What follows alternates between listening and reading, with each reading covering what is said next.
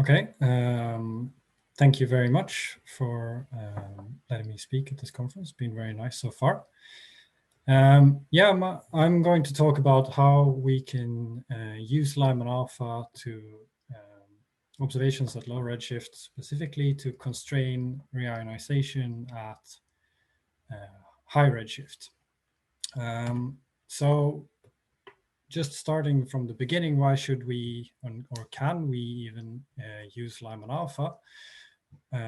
Well, Lyman Alpha is an intrinsically very bright spectral line, and this is obviously very useful because it makes it much easier to detect at high redshifts and towards the end of the epoch of reionization. But it's not just bright, it also is resonant, which means that it interacts with neutral hydrogen in the IGM. And it hits optical depths of 1 at very low H1 columns. And what this means is that the IGM neutral fraction will suppress Lyman Alpha. And we should be able to see that suppression. Okay, so then the follow-up question is, what's the problem? This should be easy. Well, the same thing that makes Lyman Alpha useful for studying reionization is also what makes it hard, because the resonant nature of the line means it undergoes a lot of radiative transport within the galaxy itself, within the ISM, and understanding Lyman Alpha output then becomes much more complicated. And when we look at low redshift galaxies, we see, or galaxies in general, we see a large variance of the amount of Lyman Alpha that is escaping, both in luminosities and in escape fractions. So the problem becomes trying to decouple the ISM and the IGM, and that turns out to be very difficult. So if the ISM is doing so much Lyman Alpha, how can we tell what is caused by the IGM? So what I will present is our project to try to understand the ISM part of it, and how Lyman Alpha escapes from local galaxies. So we use a sample of galaxies called LARS, or the Lyman Alpha reference sample. And it's a sample of 42 nearby star-forming galaxies where we have Lyman Alpha in imaging from HST. And we also, and I mean, they're low redshift galaxies, so we don't have to worry about IGM absorbing any of this Lyman Alpha, so we can really focus and understand the ISM component. And they're also close by enough that we can get very detailed data sets. So we have data sets that include Lyman Alpha imaging, far UV, H alpha, etc. As well as UV spectroscopy. So what we do is we take all of this data and we split it into two sets of data that we want to look at separately. And one is direct observables, so far UV, H alpha, H beta, that sort of thing. And the other is just derived physical quantities. And what we want to do is to then understand how we can predict Lyman Alpha or understand Lyman Alpha based on all of these other quantities.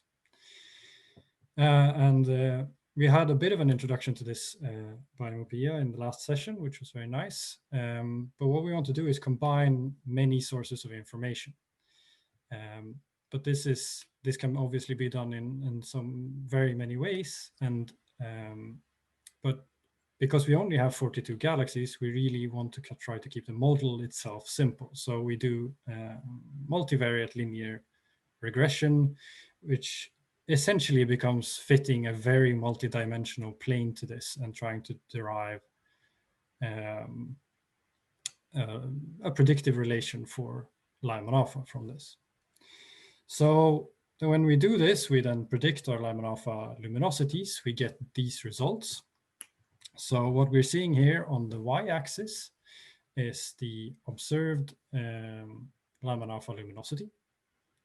And on the x-axis is the prediction from our regression model. And we see that we get quite nice predictions.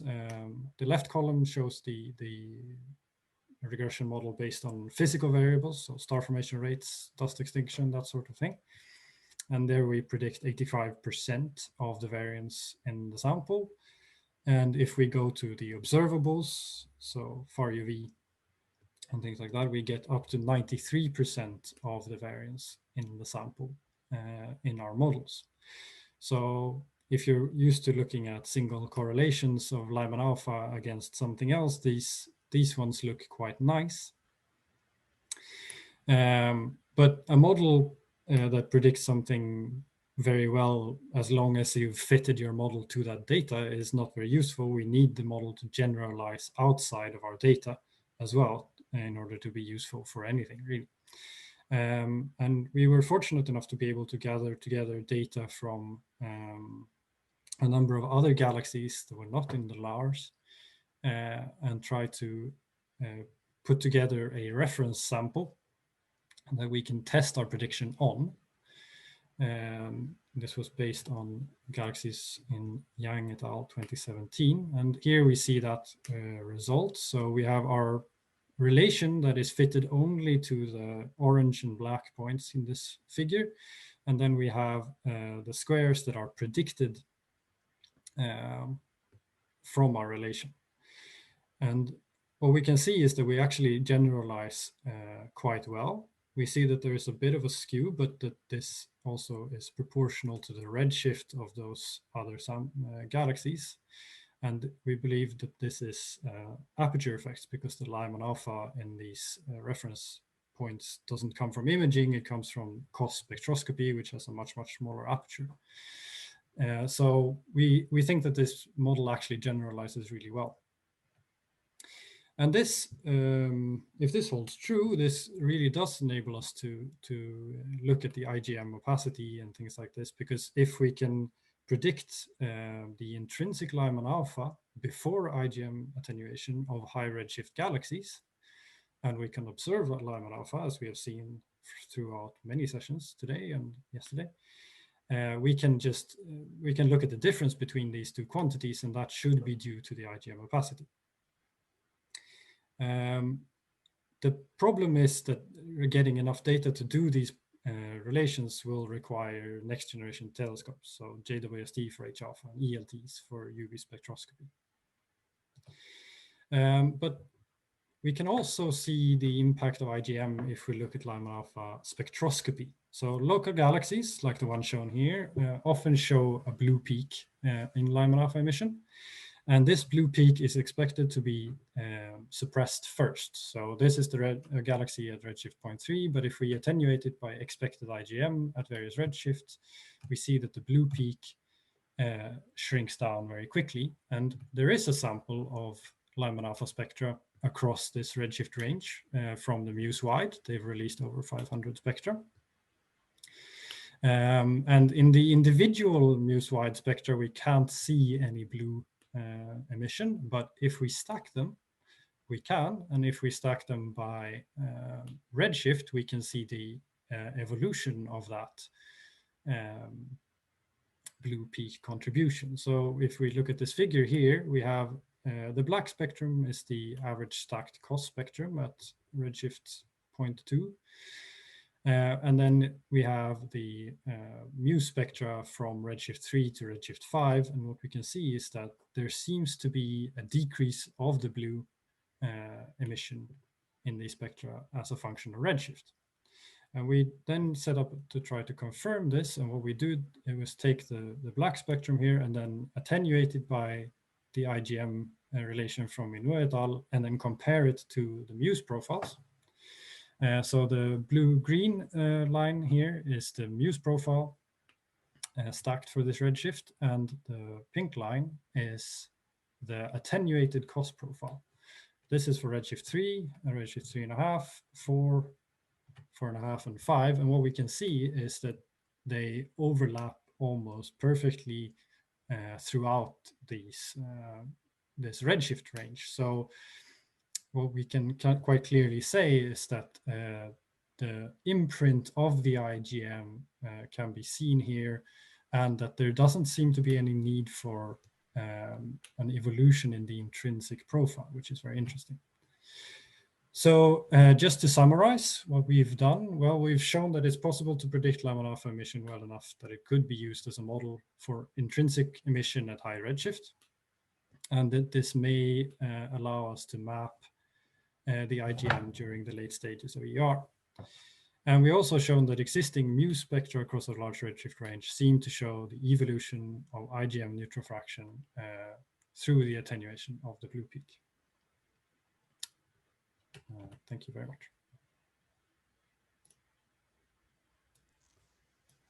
Thank you, Axel. So do we have any questions, please? You can post them on Slack.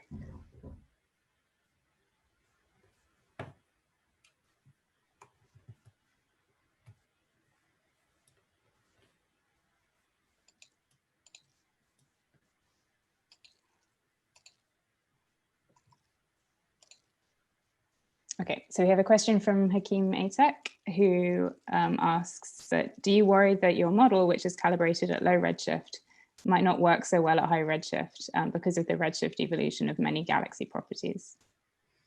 Well, there is always a worry, but the fact that we use these galaxy properties in the model means that we sort of take at least some of this evolution into account. I mean, sure, if the properties evolve outside the parameter space that we probe entirely, then it might be difficult. But as long as they stay within that, we should be more okay than something that doesn't take all of these extra properties into account, is at least the hope.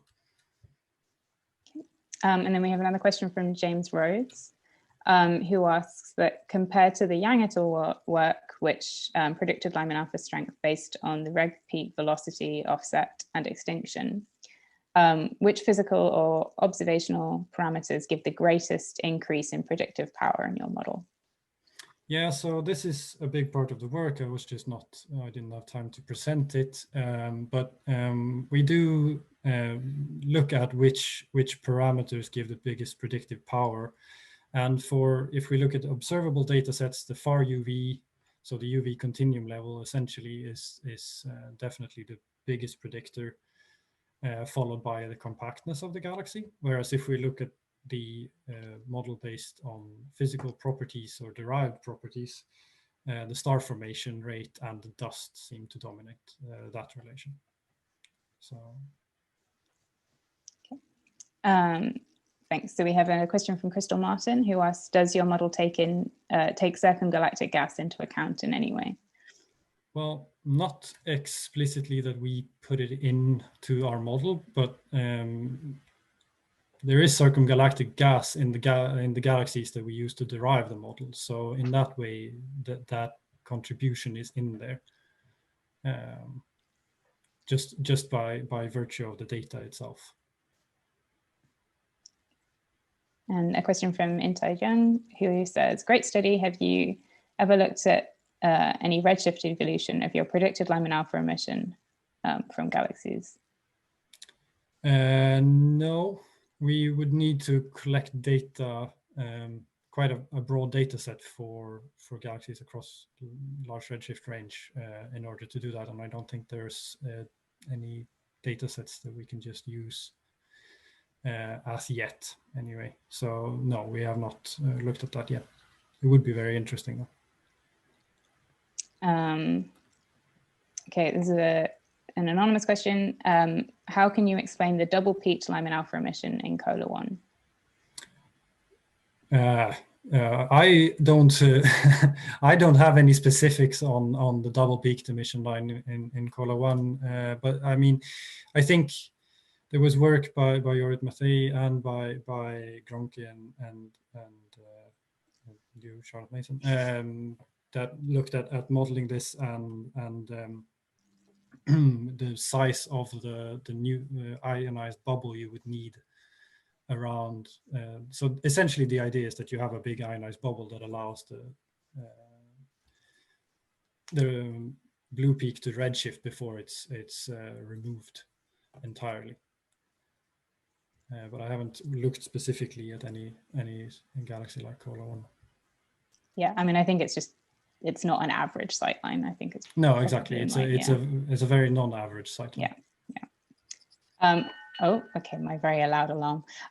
So thanks, Axel. That's time up for your questions. There's still several more to answer on Slack. Yeah. So please go and take a look there.